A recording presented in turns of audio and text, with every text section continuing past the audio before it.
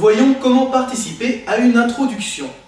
Dans la majeure partie des cas, prendre part à une introduction en bourse permet une plus-value importante et rapide.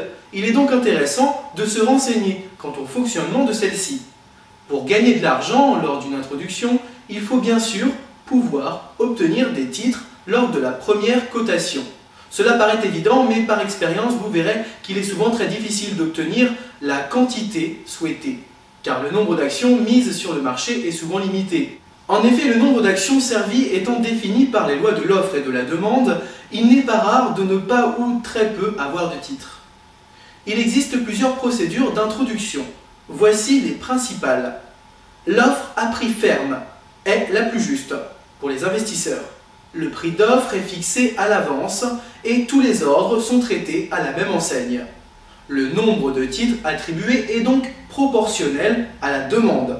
Lors de la période de réservation des actions, au maximum quelques semaines avant l'introduction, vous avez la possibilité de réserver des titres sans connaître leur prix exact. En effet, l'entreprise vous fournit simplement une fourchette de prix. Prenons un exemple complètement fictif. L'action Boursika sera introduite sur le marché Euronext le 11 novembre à un prix se situant entre 17 et 20 euros. Le prix définitif est annoncé seulement 2 jours avant l'introduction. Vous pouvez alors soit annuler si ce prix ne vous convient pas, soit confirmer votre ordre d'achat. Et un jour avant l'introduction, vous connaissez le nombre de titres dont vous pourrez bénéficier en fonction de la demande. Certains anticipent une demande trop élevée de la part des investisseurs et commandent plus de titres qu'ils n'en veulent pour obtenir le nombre souhaité au final. Vous le devinez, cette technique est risquée. Cette technique d'introduction possède 2 avantages. Vous connaissez précisément le prix avant l'introduction et l'égalité du service est respectée entre les différents intervenants.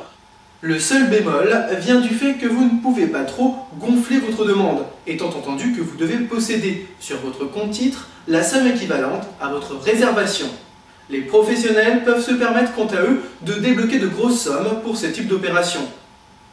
Voyons tout d'abord l'offre à prix ouvert. C'est une méthode qui combine à la fois les caractéristiques de l'offre à prix ferme et de l'offre à prix minimal que nous allons voir juste après. Elle a été créée pour permettre aux particuliers de se trouver dans la même situation que les professionnels lors d'un placement garanti. Vous ne connaissez pas le prix définitif lors de la souscription, vous vous contentez de demander un montant global pour votre ordre. À l'issue de l'offre, le prix est déterminé par les confrontations entre les ordres d'achat et la quantité de titres disponibles. Enfin, seuls les ordres qui seront supérieurs au prix définitif seront servis.